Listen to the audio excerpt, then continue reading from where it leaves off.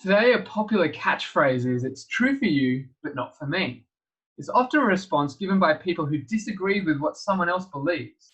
The idea is that it really doesn't matter what your beliefs are, as long as you're sincere in those beliefs.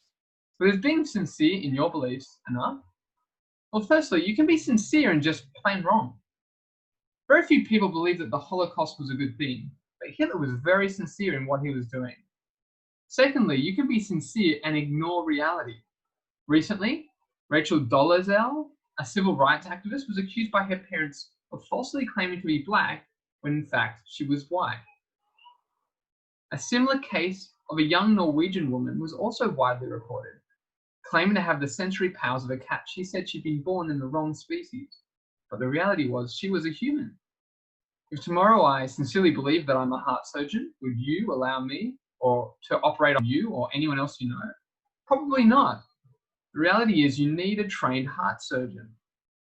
Now, this belief may seem very tolerant, but it's making a truth claim that there is no truth, which is itself a truth claim.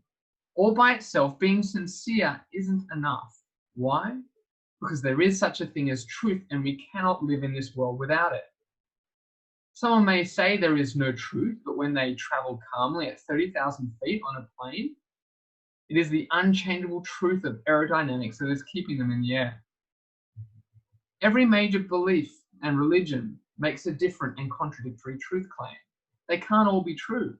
For example, Islam says that Jesus was not crucified. Christianity says he was. Only one of us can be right. Judaism says Jesus was not the Messiah. Christianity says he was. Only one of us can be right. Hinduism says God has often been incarnate or taken on flesh. Christianity says God was incarnate only in Jesus. We cannot both be right. Atheism says there's no ultimate meaning or purpose to our lives. Christianity says ultimate meaning and purpose are found in a relationship with Jesus. Buddhism says that the world's miseries will end when we do what is right. Christianity says we cannot do what is right. That's why we need Jesus. It's possible to be full of sincere worship and worship the wrong God. That's the reason for the first commandment. To have a sincerely misguided belief in the wrong thing or in the wrong person will not save you. The most important aspect of our faith is not how hard we believe, but in who we believe. Having redeemed or rescued his people from slavery in Egypt, God then guides them through the wilderness and brings them to Mount Sinai to instruct them in his ways. In Exodus 19:4-6, God says he chose Israel to be his treasured possession, a kingdom of priests to represent God to the world. God calls his people to be different from the nations by the way they live, so that other nations would see how great God is and come to praise his name. And it's through observing the Ten Commandments that they can worship the true God the right way and make his name great. All of the other laws given to Israel and to Christians are applications and extensions of the Ten Commandments. Our Western world has built its understanding of right and wrong from these laws, but do you know them? A recent study found that 14% of all Americans could name the Ten Commandments. By comparison, a quarter of all Americans can name 7 ingredients in a Big Mac. In other words, more people know that a Big Mac has 2 all beef patties than know that you shall not murder is one of the 10 commandments. The 10 commandments are foundational for knowing the true God and knowing how to worship him rightly. If God made us, then surely he must want us to know who he is. Surely he would make himself clear so we can worship him and not some false god, and that's the purpose of the first commandment. The first commandment teaches us that God alone saves. Exodus 20, verse 1-3 says, "And God spoke all these words, saying, I am the Lord your God, who brought you out of the land of Egypt and out of the house of slavery. You shall have no other gods before me." To have no other gods means to worship no other God but the Lord. Back when Exodus was written, people worshipped many gods. To say you worship God wasn't controversial, but what was controversial was, and what set Israelites apart from the other nations, was that their God demanded to be worshipped alone, as the only God, to the exclusion of all others. This is known as monotheism, which is the belief that there is only one true God. No other God should be worshipped because in reality there are no other gods. This claim is still controversial today. Right now, countries like China and North Korea Communist countries making up over 1 billion people are communist and believe that there is no God. In fact, in such countries, you can be imprisoned, tortured, or killed for having this belief. Right now in China, they're removing crucifixes from churches and then instead hanging portraits of the president Xi Jinping. The Ten Commandments have been painted over with quotes from the president, and Bibles are being rewritten with the president's name, replacing God's name in Genesis as the author of creation. How do we know there is only one God? Because he alone saved the Israelites from their slavery through plagues, miracles, and great acts of deliverance that only God could do.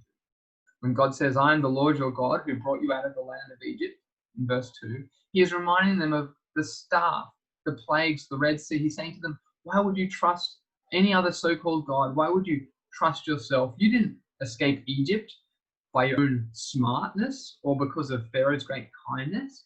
I put you on eagle's wings. I defeated mighty Egypt. You can trust me. And this applies equally today for those who trust in Jesus. God saved those who trust in Jesus through defeating sin and death. And God has given evidence of this to all people by raising Jesus from the grave, which is the proof that Jesus' mission to save from sin and death was accomplished. Only the true God could do this, because only God saved.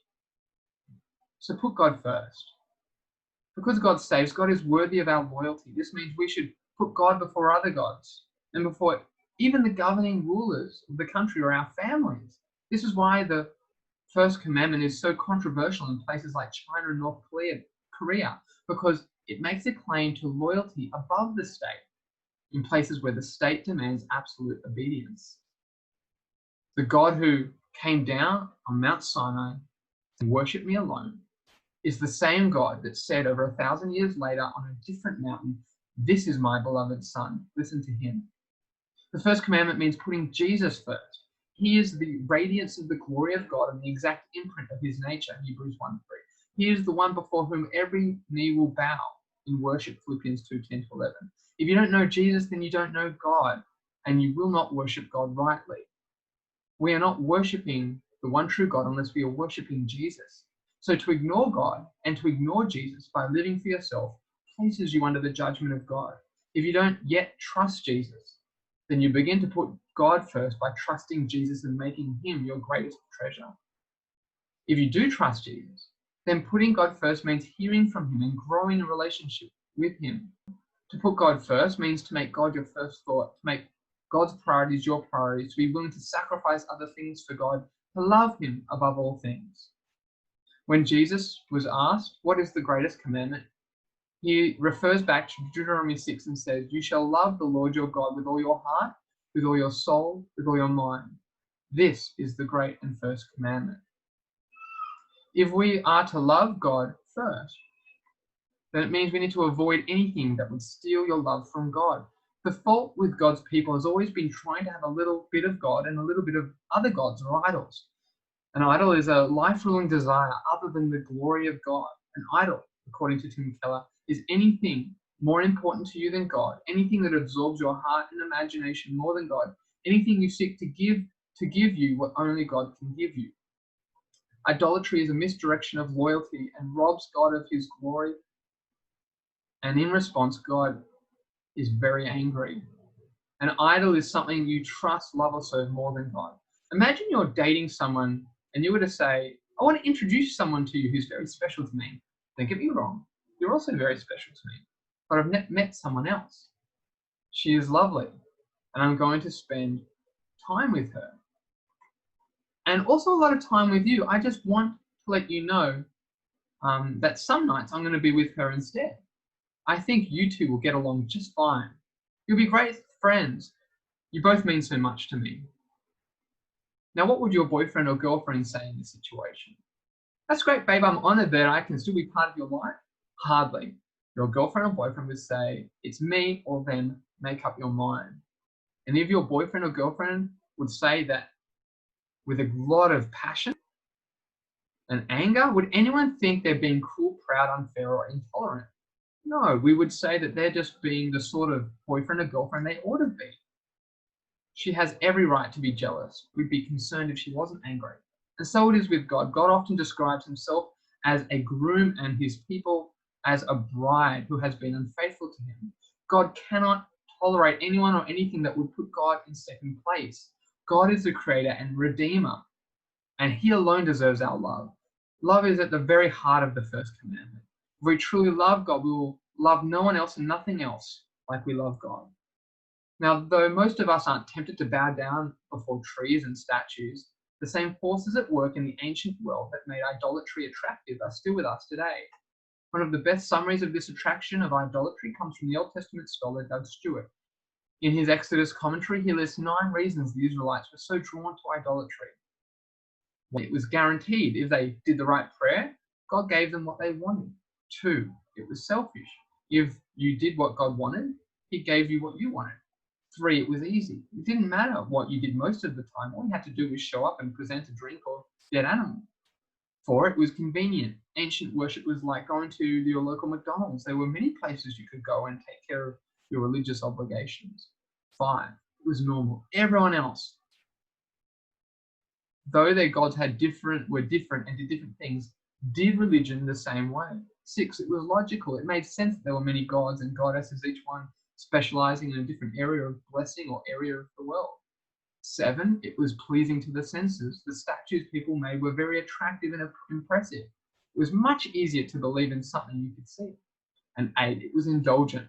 Idolatry was an occasion for eating the best food and drinking the best wine. Our idols today look different, but it's those same idols of ease and convenience that we desire thousands of years later. Here are some questions to help you check who is first in your heart. Who do you praise? You may compliment your friends or family, but who receives your highest praise? Whom do you count on or trust? Sure, God works through means such as doctors and insurance companies and prescription medicine, but when you're really in need, who do you know will always come through? Thirdly, who do you call on or rely on? Where do you look for answers? Where do you turn for purpose and joy? Is it food or work, TV or phone, your friends, or the God of the universe? Lastly, who do you thank? Where do your good days come from? Who made the trees and the stars? Who gave you every good thing you have? Is being sincere in your beliefs enough? You can be sincere and just plain wrong. You can be sincere and ignore reality. It's possible to be sincere and worship the wrong God, but God has revealed himself in Jesus as the one true God who has saved us through Jesus, and he is worthy of our praise and thanks. We have so much to thank God for. He hasn't withheld any good gift from us, but has saved us freely through his Son. So let's thank him and put him first this week.